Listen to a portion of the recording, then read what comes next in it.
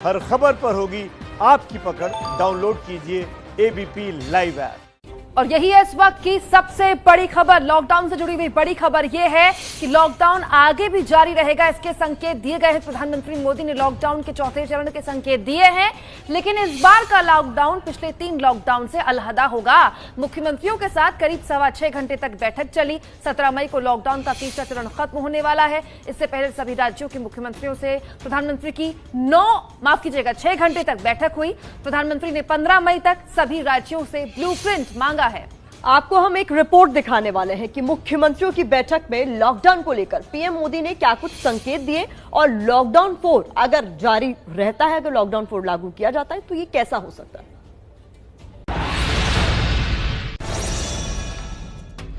कैसा होगा लॉकडाउन 4?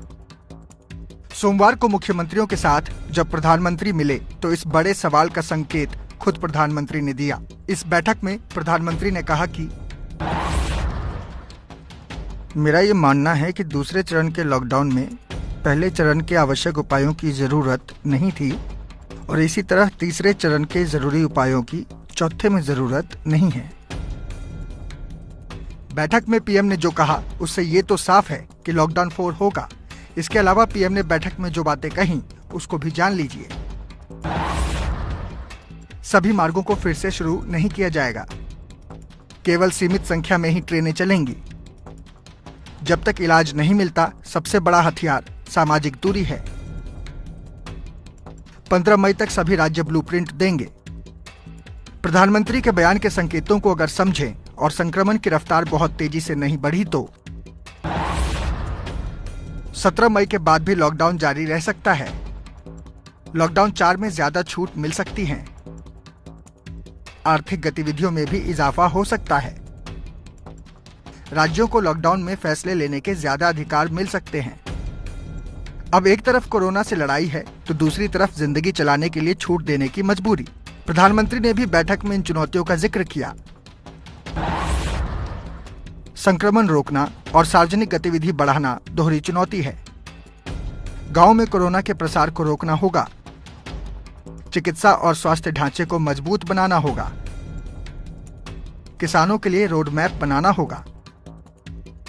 पढ़ाई के लिए नए तरीकों के बारे में सोचना होगा। हमें नई दुनिया की तैयारी करनी होगी। दुनिया अब कोरोना से पहले और कोरोना के बाद में बढ़ जाएगी। लॉकडाउन 4 की संभावना इसलिए भी ज्यादा है क्योंकि कई मुख्यमंत्री इसके हक में हैं। माना जा रहा है कि अगले 2 से 3 दिनों में इसको लेकर गाइडलाइंस जारी हो सकती हैं।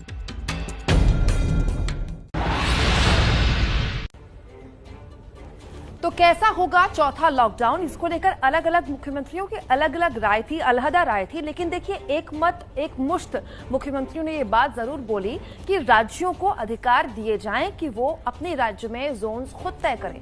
लॉकडाउन 4 मई का अभी ऐलान नहीं हुआ है। लॉकडाउन 4 का अभी ऐलान नहीं हुआ है, लेकिन इस बीच गोवा के मुख्यमंत्री प्रमोद सावंत ने दे दिया है बड़ा बयान। प्रमोद सावंत ने कहा है कि 18 मई से लॉकडाउन का चौथा चरण शुरू होगा। देखिए, प्रमोद सावंत जो कि गोवा के मुख्यमंत्री, उन्होंने कहा है कि चौथा चरण जो है वो 18 मई से शुरू होगा। इस बीच 15 मई से पहले तमाम राज्यों से उनका ब्लूप्रिंट प्रधानमंत्री ने मांग लिया है। इसलिए लॉकडाउन फेज 4 18 तारीख से स्टार्ट होगी। क्या रिलैक्सेशन रहेगा क्या नहीं स्टेट में, इसका थोड़ा सा अधिकार इस बार स्टेट को भी दिया, इसलिए मैं वेलकम करता हूँ इस डिसीजन का। और इसके बाद में लॉकडाउन 4 में हम जिस तरह से हमने रिक्वेस्ट की कि पब्लिक ट्रांसपोर्ट इंटर स्टेट के लिए मना कर दिया है, नहीं आना चाहिए, और इसके जो ट्रेन और प्लेन इसका भी मूवमेंट बहुत रेस्ट्रिक्टेड रहना चाहिए। तो देखिए, मुख्यमंत्रियों के साथ प्रधानमंत्री मोदी की बैठक बहुत अहम रही, लेकिन आपके मन में एक सवाल होगा कि कल हुई बैठक में मुख्यमंत्रियों ने क्या कुछ सुझाव दिए, क्योंकि देखिए वो बैठक की इसलिए गई थी कि राज्यों के साथ सामंजस्य बनाया जाए और एकजुट होकर एक फैसला लिया जाए जो राज्यों के लिए सही फैसला हो। तो मुख्यमंत्रियों की तरफ से क्या सलाह गई? दिल्ली के मुख्यमंत्री अरविंद केजरीवाल ने कहा है कंटेनमेंट जोन को छोड़कर आर्थिक गतिविधियां खुलें ताकि इकोनॉमी जो है वो वापस से दौड़ने लगे। ये दिल्ली के मुख्यमंत्री की तरफ से कहा गया। महाराष्ट्र के मुख्यमंत्री उद्धव ठाकरे ने कहा है लॉकडाउन पर सावधानी से फैसला लिया जाए। तो अलग अलग राज्यों के मुख्यमंत्रियों ने क्या कुछ सलाह दी? मुंबई में जरूरी सेवाओं के लिए लोकल ट्रेनें चलें, ये एक बहुत बड़ी बात उद्धव ठाकरे की तरफ से की गई कल हुई बैठक में। इसके अलावा योगी आदित्यनाथ उत्तर प्रदेश के मुख्यमंत्री, कहा उन्होंने कि प्रधानमंत्री के फैसले के साथ रहकर कोरोना को हराएंगे, यानी मिलजुल कर ही कोरोना को हराया जा सकता है। इसमें राज्यों के बीच सामंजस्य बहुत जरूरी हो जाता है। नीतीश कुमार, बिहार के मुख्यमंत्री, 31 मई तक लॉकडाउन बढ़ाया जाए, प्रवासी मजदूरों के लिए ट्रेन चलें। तो प्रवासी मजदूरों को लेकर नीतीश कुमार ने कहा है साफ साफ कि ट्रेन चले, उन्हें वापस अपने गंतव्य तक पहुंचाया जाए।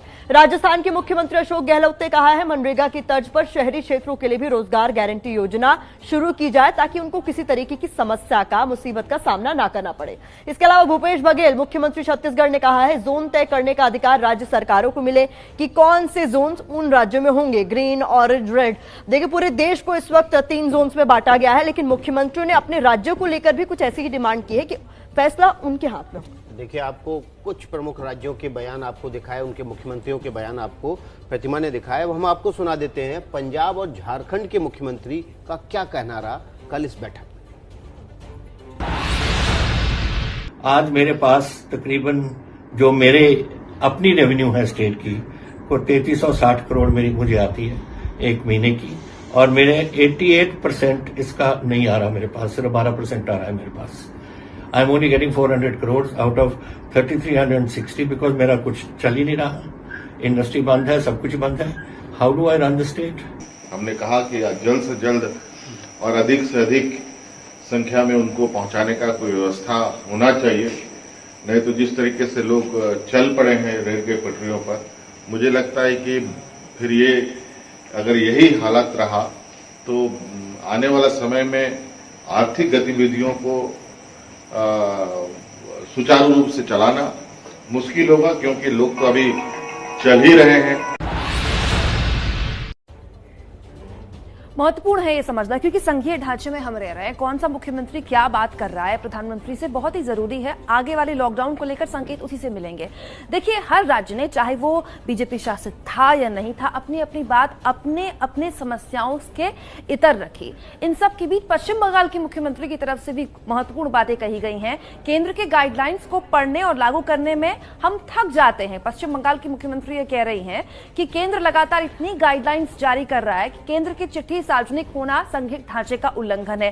केंद्र की चिट्ठियां सार्वजनिक नहीं होनी चाहिए, संघीय ढांचे का यह उल्लंघन है। लॉकडाउन पर फैसले का अधिकार राज्यों को मिले, मुख्यमंत्री पश्चिम बंगाल ये कह रहे हैं। इसके अलावा ममता बनर्जी कहती हैं फैसला लेने में केंद्र सरकार राज्यों को शामिल करे। कोई बड़ा फैसला अगर केंद्र लेता है तो राज्यों को शामिल करे, ये कहती है ममता बनर्जी। तो कुल मिलाकर जो लबोलुबाब है वो ये है कि ममता बनर्जी ये कह रही है कि केंद्र पर बकाया 61,000 करोड़ का जल्द हमें भुगतान हो, क्योंकि इस समय पैसे की भारी किल्लत। देखिए, ये बात हर राज्य कह रहा है कि जीएसटी का जो हमारा बकाया पैसा है हमको दे दीजिए।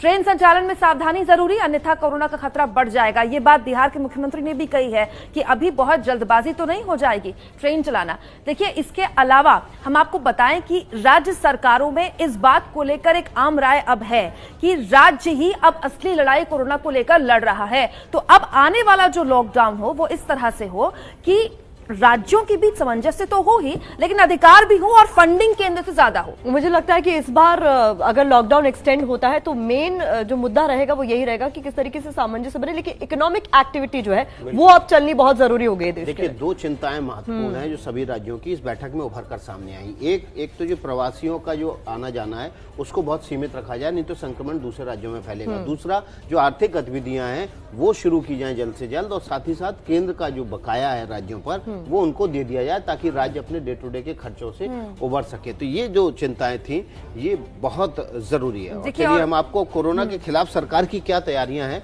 ये वीडियो वॉल पर आपको दिखा देते हैं। सरकारें किस तरह से काम कर रही हैं कोरोना संक्रमण के दौरान और क्या क्या तैयारियां उनकी। चौथा लॉकडाउन 18 मई के आसपास लगभग होना तय है। तो ऐसी सूरत में ये बहुत जरूरी है कि आप जान लें कि सरकार क्या क्या तैयारी कर रही है। केंद्र ने 14 राज्यों को 6,195 करोड़ रुपए दिए हैं कोरोना संक्रमण से लड़ने के लिए, उसके इंतजाम के लिए। ये पहली बात थी। पीएम के साथ बैठक में राज्यों ने ये मुद्दा उठाया था कि उनको कोरोना संक्रमण से लड़ने के लिए फंड की जरूरत है, और उसी के तहत सरकार ने फंड की घोषणा की है। यूपी में मनरेगा सेवकों के खाते में 225 करोड़ रुपए ट्रांसफर होंगे। ये बात मनरेगा की तरफ से कही गई है कि 225 करोड़ रुपए यूपी में ट्रांसफर होंगे। सीएम योगी खाताधारकों के खाते में ये पैसे ट्रांसफर करेंगे सीधे। पिछली बार भी जब लॉकडाउन शुरू हुआ था उस वक्त भी आपने देखा था इतना पैसा मुख्यमंत्री योगी की तरफ से सीधे खातों में ट्रांसफर किया गया था।